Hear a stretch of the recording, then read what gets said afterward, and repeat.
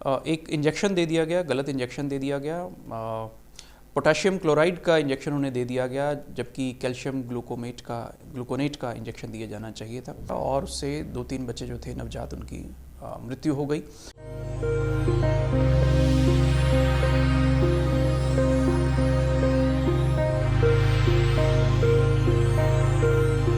नमस्कार, क्या कहता है कानून एजुकेशनल सीरीज़ में आपका एक बार फिर से स्वागत है।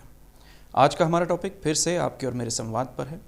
एक डॉक्टर हैं जिन्होंने मुझे लिखा है कि उनके एक मित्र डॉक्टर हैं जिनके ऊपर कुछ चार्जेस लगे हैं। एक मरीज़ की उनके अस्पताल में मौत हो गई है, जिसका ज़िम्मेदार उन डॉक्टर्स को माना जा रहा है, उन डॉक्टर को माना जा रहा है, और उनके ऊपर पुलिस ने सेक्शन 304 आईपीसी और सेक्शन 34 आईपीसी के तहत जो है केस बुक किया है और प्रोसीडिंग चल रही हैं। आपकी जानकारी के लिए बता दूं, सेक्शन 304 आईपीसी जो है ये culpable homicide not amounting to murder, यानी कि गैर इरादतन हत्या से संबंधित है। और सेक्शन 34 जो है कॉमन इंटेंशन, यानी कि एक आपका समान, आपकी एक जो है इंटेंशन होनी चाहिए, आपका समान इरादा होना चाहिए, उससे रिलेटेड है। मुझे नहीं पता कि आपके एक्चुअली केस में हुआ क्या है, उसके लिए बेहतर होगा कि आपने वकील साहब को सारी जानकारी दें। लेकिन मुझे जहाँ तक लगता है कि सेक्शन 304 आईपीसी और सेक्शन 34 आईपीसी ये दोनों ही जो हैं ये गलत पुलिस ने लगाए हैं। सेक्शन 304 ए के तहत हो सकता है कुछ कार्रवाई हो सकती हो, तो आइए देख लेते हैं कि सेक्शन 304 आईपीसी जो है सेक्शन 304 आईपीसी कहता क्या है। ये रिलेटेड है कल्पेबल होमिसाइड से, जिसको कि सेक्शन 299 आईपीसी में डिफाइन किया गया है।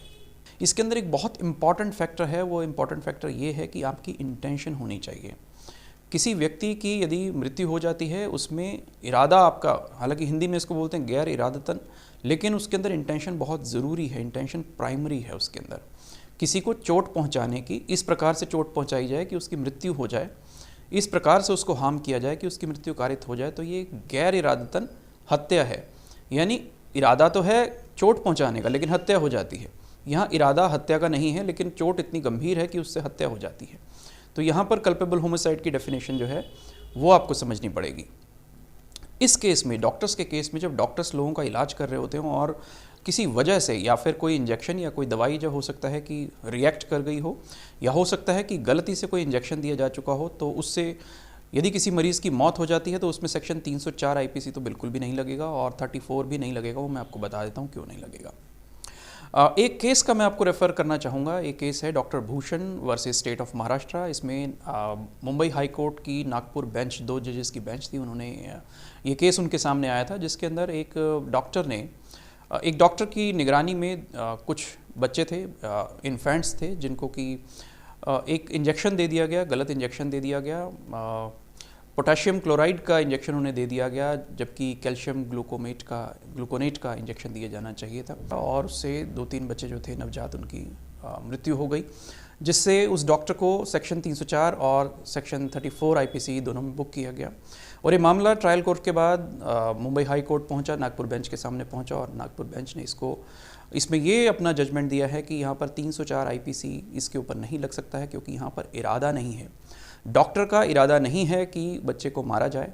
हुआ यूँ कि जो इंजेक्शन था वो नर्स की कस्टडी में था, नर्स ही उसको एडमिनिस्टर करती थी, और डॉक्टर ने भी कहा कि मैंने ये वाला जो इंजेक्शन है ये कभी प्रिस्क्राइब ही नहीं किया। तो ये एक एरर है नर्स के पार्ट पर, जिसकी कस्टडी में था, जिसने इसको एडमिनिस्टर किया, उसकी कस्टडी में था और उसी ने उसको एडमिनिस्टर किया। तो उसके पार्ट पे ये एक गलती हो सकती है, उसके लेवल पर ये नर्स की गलती हो सकती है। तो यहाँ पर 304 आईपीसी जो है डॉक्टर पर नहीं लगता है। उसका हत्या करने का कोई इरादा नहीं था उस बच्चे का, उसने ना ये प्रिस्क्राइब किया, ना उसने रिकमेंड किया। लेकिन हाँ, वो जब इंजेक्शन दिया गया तो वो ड्यूटी पर नहीं था, तो यहाँ पर उसकी डेरिलिक्शन ऑफ ड्यूटीज़ जो है उसकी, या नेग्लिजेंस ऑफ ड्यूटी जो है, उसके ऊपर ज़रूर कार्रवाई हो सकती है। उसमें कुछ सेक्शंस हैं, उस पर कार्रवाई हो सकती है, उसकी डिपार्टमेंटल जांच हो सकती है, डिपार्टमेंटल उसके ऊपर इंक्वायरी हो सकती है, उस पर मेडिकल काउंसिल है वो इस पे कदम ले सकती है। सेक्शन 304 ए आईपीसी के तहत कार्रवाई हो सकती है अगर चाहें तो। और सेक्शन 34 की अब हम बात कर लेते हैं, जो दूसरा सेक्शन लगा है वो भी गलत लगा हुआ है। इसके अंदर है कि criminal act when it is done by several person in furtherance of common intention. तो यहाँ पर कॉमन इंटेंशन क्रिमिनल एक्ट होना चाहिए पहले तो। ये क्रिमिनल एक्ट नहीं है, किसी को इंजेक्शन दे देना। हाँ, नेग्लिजेंस है तो नेग्लिजेंस जो है आप अपने आप में क्राइम कह सकते हैं आप इसको, लेकिन फिर भी मैं कहूँगा कि यहाँ पर क्रिमिनल एक्ट नहीं बनता है ये। और दूसरी चीज़ इसके अंदर यहाँ पर है कि इन फर्दरेंस ऑफ कॉमन इंटेंशन, यहाँ पर कॉमन इंटेंशन होनी बहुत ज़रूरी है, यानी कि एक दूसरे के साथ मिलती जुलती आपकी भावना होनी चाहिए, समान भावना होनी चाहिए। यानी नर्स की भी भावना है कि बच्चों को मार दिया जाए इंजेक्शन देके, डॉक्टर की भी समान भावना है कि बच्चों को इंजेक्शन देके मार दिया जाए, और दोनों को इसके बारे में जानकारी है, जानबूझ के काम किया जा रहा है। तो यहाँ पर सेक्शन 34 भी जो है वो गलत लगा है, मैं कहूँगा। तो आप निश्चिंत रहिए, यहाँ पर सेक्शन 304 IPC और सेक्शन 34 IPC दोनों ही जो सेक्शंस हैं ये आपके ट्रायल कोर्ट में या ट्रायल कोर्ट में ही मुझे लग रहा है कि स्टैंड नहीं कर पाएंगे, कोई स्टैंड नहीं ले पाएंगे। बेहतर होगा कि आप अपनी जो डिटेल्ड केस की जानकारी हो अपने वकील साहब को दें, नहीं तो मुझे आप मेल कर सकते हैं, मैं आपको गाइड करने की कोशिश करूंगा। तो देखा आपने यहाँ पर कितना बड़ा डिफरेंस है। सेक्शन 304 IPC में यदि कोई बुक किया जाता है तो उसको कम से कम 10 साल की सज़ा है, 10 साल तक की सज़ा है, जुर्माना हो सकता है या दोनों हो सकते हैं। लेकिन यहीं पर ये सेक्शन चेंज कर दिया जाए, 304A IPC कर दिया जाए, तो यहाँ पर 2 साल तक की सज़ा है, जुर्माना है या फिर दोनों हैं। तो इस प्रकार से पुलिस ने जो बुक किया है, आपके जो मित्र हैं उनको बुक किया है, वो गलत सेक्शंस में बुक किया है, 304 और 34 IPC। और ये बहुत ज़्यादा नहीं चल पाएगा, मुझे लग रहा है ट्रायल कोर्ट में ही जो दोनों सेक्शंस हैं धराशायी हो जाएंगे, और कोर्ट हो सकता है उनको बोले कि दूसरे सेक्शंस में इनको बुक किया जाए।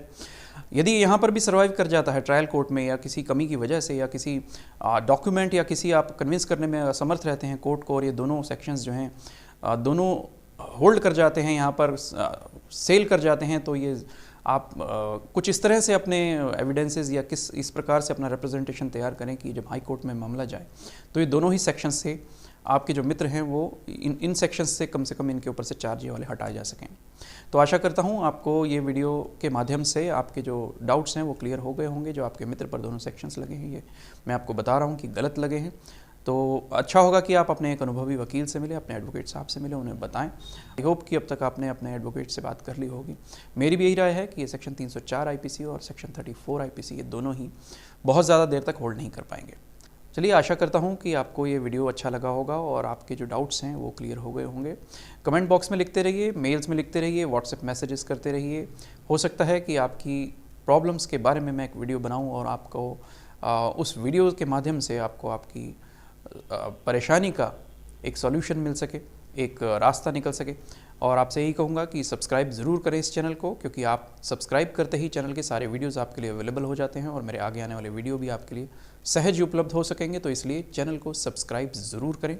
चलिए, मिलते हैं आपसे एक नई आपके क्वेश्चंस के साथ, आपके नए प्रश्नों के साथ अपने अगले वीडियो में।